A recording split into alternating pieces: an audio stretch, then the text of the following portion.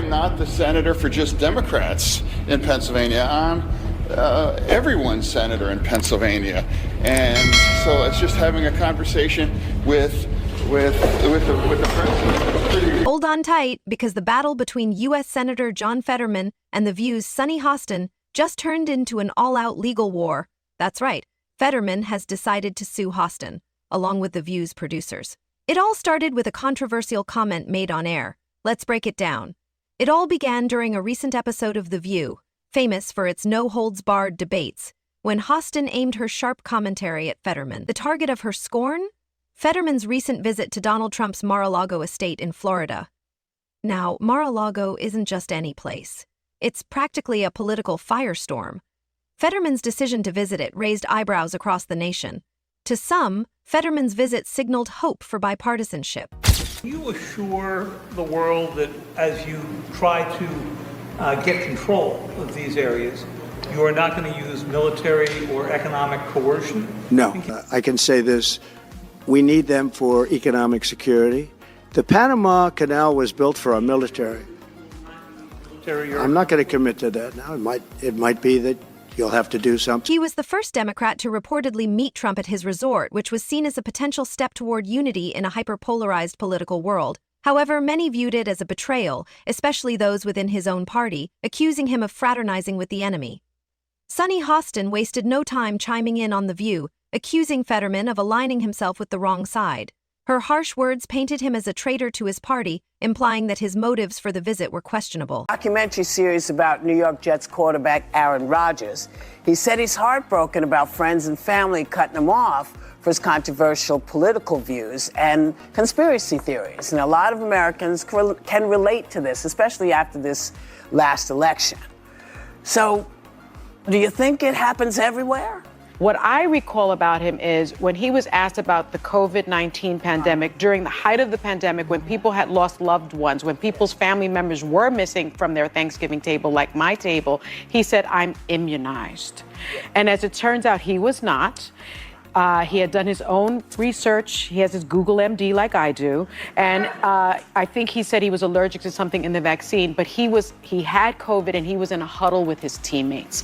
And I think people felt like, wow, you don't care. You're not your brother's keeper. This could really turn me against a morality. Are you telling me that? But Fetterman fired back. He insists that his visit wasn't about political sides. It was about trying to find common ground and seek cooperation where possible. In his mind, cooperation between parties is crucial for tackling real issues. Historically, leaders like Ronald Reagan and Tip O'Neill have exemplified bipartisan cooperation despite their differences, and Fetterman believed he was following in their footsteps. Still, Hostin's framing of the visit cast him as someone betraying his roots by standing next to a figure like Trump at a time of deep divisions. That's where things escalated. Hostin's comments stung. And Fetterman didn't take them lightly. He saw her remarks not just as an insult, but as a full-fledged attack on his character, a divisive critique that painted his intentions in a misleading light. Senator, many of Since Trump's win, there's been a lot of soul-searching on the Democratic side, people needing answers on what went wrong. Do you think that is helpful, and do you think there should also be some soul-searching on the Republican side who need to analyze why they would nominate a convicted felon who ran on lies, threats of retribution, and concepts of a plan?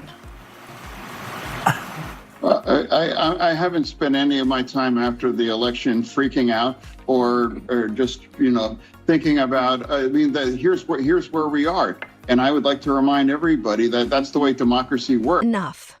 Fetterman has taken legal action, suing Hostin and the producers of The View over her inflammatory comments. It's no longer just about words on television. Fetterman's lawsuit represents a larger fight against the media's unchecked political rhetoric. This move is bigger than just one individual. At a time when political lines are sharper than ever, the case underscores how harmful rhetoric, especially in the media, can have long-lasting consequences. Fetterman's lawsuit sends a clear message. You can't just throw accusations around without consequences. The question now becomes, will the producers of The View and Hostin be able to justify their remarks under the guise of free speech? Or will they be forced to answer for potentially damaging attacks? The stakes are high, and Fetterman's legal battle is setting a precedent for how media outlets should be held accountable for what they say. John Fetterman isn't taking this sitting down. After Sonny Hostin's comments, he claims it's not just about hurt feelings.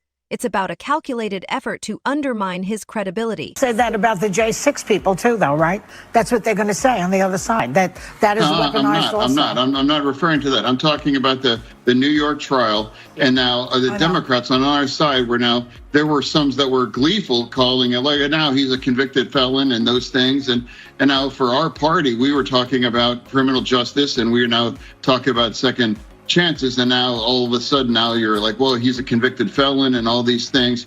And now clearly, again, both of those trials, the Hunter Biden one and the trial in New York for Trump, that was politically motivated, and those kinds of charges would have never been brought unless one side could realize that they could weaponize that. In a political climate where every move is scrutinized, Hostin's words distorted Fetterman's intentions, painting his bipartisan efforts as mere political maneuvering with Donald Trump, backed by sinister motives. To Fetterman, that's not a minor oversight. It's a direct assault on his integrity, on his mission to cross party lines and bring much-needed cooperation back to politics. But let's not get it twisted. This isn't a petty disagreement, it's something much bigger. In today's media world where outrage sells and every word gets magnified, Hostin's commentary didn't just sting, it made a volatile situation even more dangerous. Fetterman's camp isn't calling this out as a simple insult. They see it as a threat, a misleading narrative, one that could hijack the momentum of his bipartisan work and throw it into disarray. His lawsuit goes beyond personal protection. It's a pushback against the escalating tendency to confuse factual discourse with inflammatory statements. I am not the senator for just Democrats in Pennsylvania. I'm everyone's senator in Pennsylvania. And so it's just having a conversation with the president. Fetterman, the man who carved out a name for himself as refreshingly unapologetic, doesn't back down easily. He's no stranger to controversy, and he's not afraid to break ranks with his party when he believes it serves the greater good. His independence is rare in today's political arena, and regardless of where you stand on his views, you can't deny that he's built a foundation on uncompromising honesty. Whether he's critiquing party-line dogma or dealing with international hostage situations, his political compass steers him toward what's best, not what's easiest. Take his involvement in hostage negotiations in the Middle East, for instance. Here's a man who's tirelessly pursued agreements, often aligning himself with some of the most unlikely figures, from Joe Biden to Donald Trump. The work he does doesn't involve getting bogged down in partisan debates. It's about uniting divided forces for something larger. It's this very mindset that he's applied to his domestic politics, navigating the deeply divided currents of U.S. political discourse. That's the context behind his legal action. A man with a proven track record of navigating complex challenges isn't going to let media portrayals derail his mission. This raises a question that cannot be ignored. Is this lawsuit just about setting the record straight for Fetterman? Or is it a symbolic confrontation against a dangerous trend in media? As his actions show, it's likely the latter. Fetterman's decision to take Hostin to court isn't merely about defending his personal name. It's about taking a stand for factual discourse. In Fetterman's eyes, Hostin's critique is just a symptom of a wider issue. Media platforms pushing sensationalist narratives that blur the lines between reasoned debate and divisive rhetoric. The real irony? While Fetterman is brokering agreements between political rivals to resolve international crises, here he is fighting a battle at home to maintain reasonable political dialogue. It's a striking illustration of how incredibly high the stakes are, even for politicians working in the highest pressure environments. As the case progresses, one thing is certain. This won't just be another legal squabble. The implications of Fetterman's lawsuit go far beyond a court ruling. It could potentially set a powerful precedent for how public figures hold media accountable for misrepresentation. The question remains, will the legal challenges against The View force media outlets to rethink their approach?